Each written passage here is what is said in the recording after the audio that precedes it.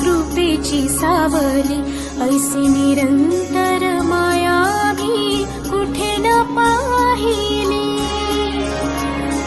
आनंदाचे दान दे, संकटात धाव घे, सारी सुमने श्वासांची स्वामी चरणी वाही.